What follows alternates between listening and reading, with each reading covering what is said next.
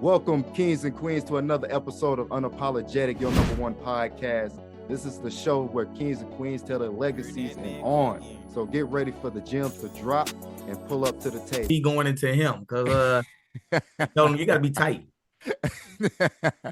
that was it. He on the website on the Carter funeral home website, carterfuneralhome.com. Might I add, ladies and gentlemen. But your website gives so much detailed information. It's well put together. You even give a on the biography standpoint on the website. It's almost like I can relate to you while I was reading, man. It was so honest and real. It wasn't, an AI generated, or you hear the professionalism when people, have been doing it so long and it's just a business to them. Right. Absolutely. But with your standpoint, it's amazing that that this young king is like, I want to speak with him. Like, hey, sir, is it okay if I come in the office? You know what I mean? So how did this happen, man? Because most of the time you don't hear about kids being in this type of realm of death, Absolutely. of the afterlife. Absolutely. How did that happen? So my goal was I wanted to leave a legacy. Not just in the funeral industry, but in every business. Where we are failing at is that we're not leaving a legacy. Any black, white, green, and yellow, when it's our time, it's our time. So, and we don't know the time. And the problem is with our community, with our all over the world, is that we don't realize we have to leave a legacy, right?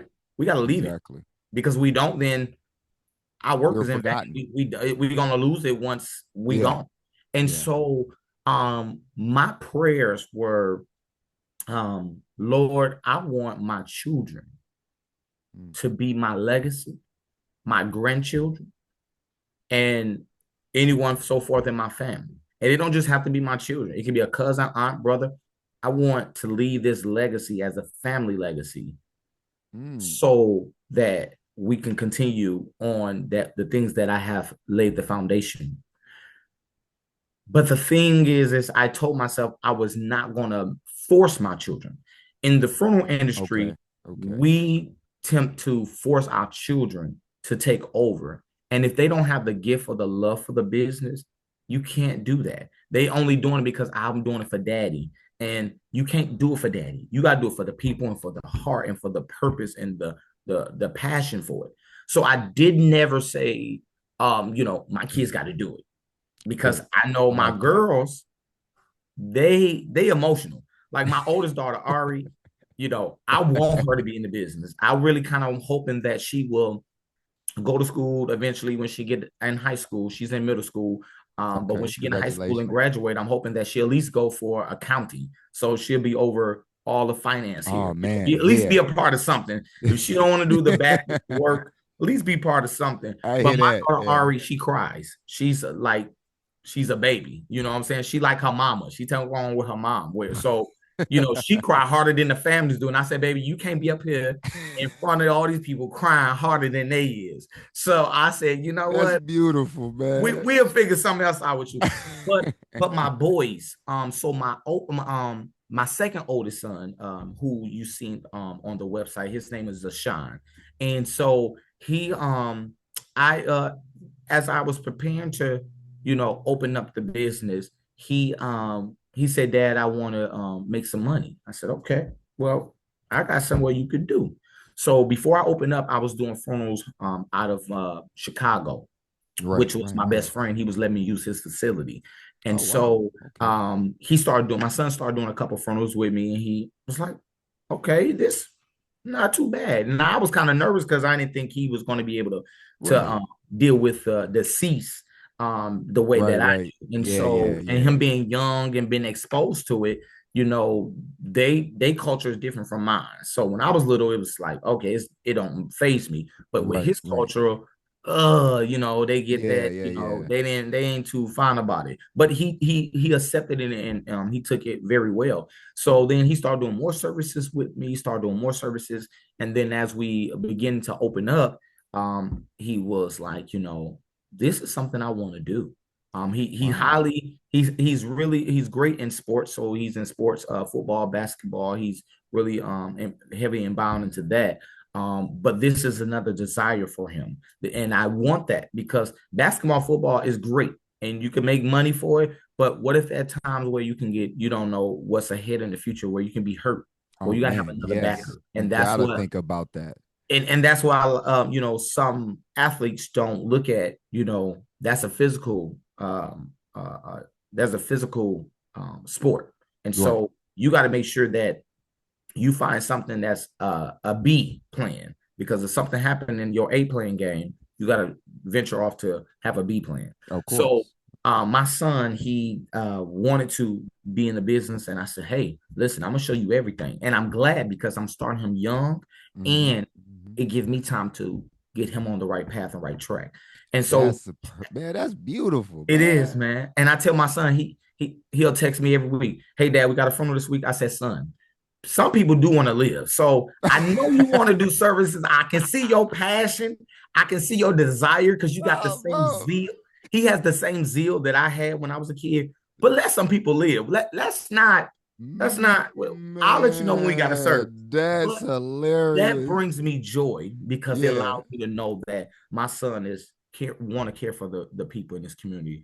And so my oldest son, he did his first funeral with us, which was my great aunt. He did Mm. his first funeral with us last week. And so my oldest son is now he lives in Holland, and Okay. now he's he's he want to learn the ropes, and he actually is doing great. But what brings me great joy, even just amongst all my children, my one of my youngest sons, one of my baby sons, Zion, he if you look into our social media, he actually present the crown on the behalf of my aunt. And Oh so wow. I was a little nervous because he did one service with me, and then Right, the right, second right. service happened to be my aunt funeral. And so I was Okay. like, okay, we're gonna let him bring the crown down. I was a little nervous because one, he's young. Yeah, a lot of people looking at you because I still get nervous. If you don't still get nervous, that means you're not doing your job. I'm not arrogant that I still get nervous walking down in front of people. So Okay. we Okay. at the day of the service, before the service started, maybe show him 3 times on how to walk the crown down. So I was like, ooh, I'm a little nervous. Is he gonna get it right? Is he gonna do it? Is he gonna drop the crown? Is he gonna Yeah, step that's wrong? what that's Because the you gotta know part. how to step. When you walking that crown down, you gotta have a balance. It's like ballerina. You gotta have a balance on that. You know what I'm saying? So I'm like, oh my God. I said, Lord, please guide his footsteps, his mind, and that he do a great job. And when I tell you, my son knocked it out the ballpark. He got down when he was walking. He got down there a little, and he was moving a little too fast. And then when he got like halfway down, and you can hear people, congratulate him and feed him Yeah. on. He started going up with it, and then he started hitting a little hump with it. I said, "Okay, son, bring it down Now to he me." coming to the So he band. He brought coming. the He was band coming. out. So I am so honored that That's my what's up, children man. That's I'm so beautiful. honored and blessed that my children is looking to continue our legacy here at Carter Funeral Home, and not just for my children, but for my entire family and for my friends. Even though it's a Carter family funeral home, Yeah, yeah, but yeah. it's for everybody. Anybody in the community that wants to learn about this business or have a desire, I'm here to help. I don't know everything. That's why I have so many funeral director friends that I lean on to because I Of don't know course. everything. Of course. But I want to help people to get in this business if this is something they want to do, because people don't realize this is a business that we don't talk about, but this is a business that everybody got to Man, come see. So what? everybody not might not come to your food truck, everybody may not come to your restaurant, everybody may not come to your business, but this is a business that everybody got to come see one day, regardless if they choose Carter Funeral Home or choose another funeral home. They Yep, got to yep. come here one day. So Yeah. I'm here to look to help anyone and continue the legacy that I have laid the foundation on. Man, that was beautiful, man. That was beautiful.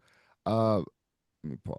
So, Mr. Hawthorne, man, brother, is a First of all, how old are you?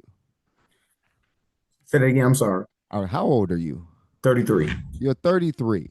33. Establish a business in 2023.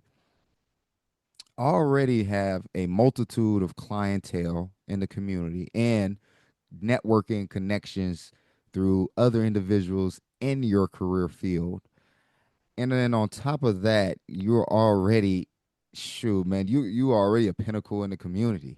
People Yes. just don't Yes. see how bright your light is. Yes. And so I hear that wholeheartedly, especially in cities and towns where popularity dictates a Hmm. lot of the business and networking that goes on in the community. Yes. Um, as I call it, community politics. That's it. You That's know what it. I mean? Sometimes you That's it. gotta No cut, better way to say it. yeah, you gotta cut that out before you can then progress into other fields. Yes. And from my, my research, y'all know I love reading and doing my research. I came across information that is a little disturbing to me, man, because Okay. I don't I've never heard this term before, but it was stated that you were stealing bodies. And I'm like, whoa. When I was first heard told that, I'm like, wait a minute, like Jeepers Creepers, or we're like talking about clients? Because if we're talking the Yeah. first one, I'm gonna have to direct myself to the proper law enforcement right now. But if we're talking about business, Yes. I can see why some people will feel that way. But Uh-huh. would you mind elaborating on that? Yeah. So that I got that title while back that Hmm. I still get it now that I'm stealing bodies. And so I'm like, Man, how is I'm stealing bodies? How do you steal a body? There's yeah, no way you can do that. yeah. Now that's a criminal way where you can just steal a body, Right, but right. I'm not, I just open my business. I'm not trying to be in jail. So you technically can't steal a body. And I think the terms that they are trying to refer to is soliciting. They are Okay, saying that I'm steering and soliciting others, people to come to my facility. Well, okay, okay. they were saying this before I even opened a business. So Huh? I didn't even have a business at the time, and they were saying I was steering So time out. I'm sorry. Pause. So the narrative was created before the establishment was before the even establishment. Yes. okay. That all right. Continue. I had to make sure I So understood it that. goes back to when after I left Tunes Funeral Home, I went to school and then I started working for that funeral home that I did my resident training under. Oh, And okay. so that's when, people in our community have seen like, okay, there is an African American guy that works for a Caucasian funeral home. This Gotcha. Caucasian funeral home is one of the best funeral homes in the community that service predominantly Caucasian. They really never serve African American as much. Okay. So Okay. when all the years that I was at this, Toombs Funeral Home, people knew who I were, right? Hmm. And I'm the same person I was then that I am now. I'm even better now, but people remember you. And so some people started coming over to that funeral home I was working at, and they liked the professionalism that they was receiving and the Right. treatment I they was mean, getting and the people don't caring. come to places that don't respect them, Correct. Right. safety, none of that. All So that. So people started coming. And so then when I left there, I went to another funeral home and more people started coming.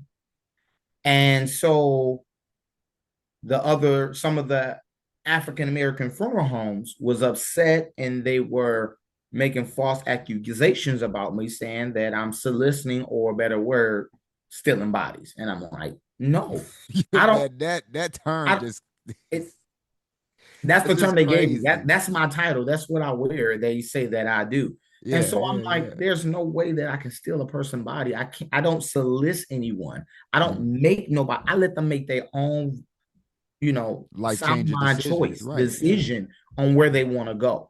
And so that has always been my motive. That's always been my dilemma, that you do not make a family go. Now, I done heard from a lot of families, oh, this funeral home, they tried to push me to do this, they tried to push me to do that, they forced me in this, or they keep bothering me. I told them I was going to let them know if I was going to go with them or not. I don't do that. And Right, so right, right, the right. things that I heard that the things that I heard that the funeral homes was going around, and not just the funeral homes, but some people was going around saying that, I was soliciting and doing things that I shouldn't be doing, was not true. And so I have always said, let the family choose where they want to go. And if they want to go to you, they'll come. Families have a right to choose wherever they want to go. They can choose that before death or even after death. So a family can say they can make prearrangements, which is, I Okay. encourage everyone to make their prearrangements. We don't want to talk about death, but this is necessary. And so make your prearrangements so you know when something happened, everything is in line. But also, Mm. even if you make your prearrangements with one funeral home and your family, or you decide to go somewhere else, either upon death or before death, you can switch at any time. You can even switch at the time of death, where you can say, you know what, hey, I was going to go with this funeral home, I decided to go with someone else. That's that family choice. Right, Now, right. you know, it brings that funeral home, to get to thinking, like, what did we do wrong, or what we can do better, Of or course. what was the reason. But you can't be upset with the receiving funeral home that the family chose to go with, based off because they choose not to go with you. And there's Mm. been times where people, say, they came to me and they say, hey, Eric, we're going to go somewhere else. I had a family that say, hey, Eric, we want to use you. We want to use your services, but we can't afford it right now. So we going somewhere where we can afford it. And that's, I mean, And that's you know what? I respectful. respect that family. I still pray for that family. I love that family. And sometimes I will still even go by the services just to give my condolence, because I want them to know that I'm still there. I still care for you, That's regardless, because you chose me, but it wasn't that the financial was a difficulty for you. But I want which, you to know I yeah. still care for you. And it's not to go to a funeral home where another funeral home is in charge to try to be funny, or to, show up, or try to, make the family feel like, that I could have done better. It's Mm. more of, I care for that family. It's all about that family. It's not about me So and you.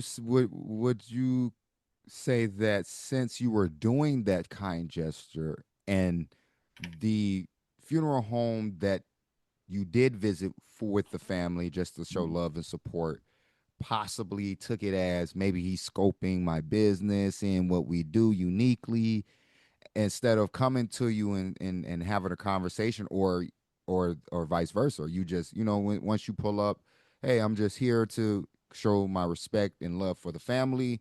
I'm not here to, step on any toes or Mm-hmm. solicit. I really am here as a support of an outsider. So I uh think I think that they I think that I don't think that they think that I was there to do something else. mm, But their demeanor shows that, mm. oh, we need to watch them. So everywhere I went in, where the service is at, they looking, they mean mugging, they doing all these things. I see, Man. listen, I don't care what funeral home come to a service that we have, I'm going to treat them just like they're guests, Yeah, because I mean, I have the family, I'm servicing the family. What I'm going to be upset with you walking through the doors? I'm going to treat you right, because we should be able to actually work together.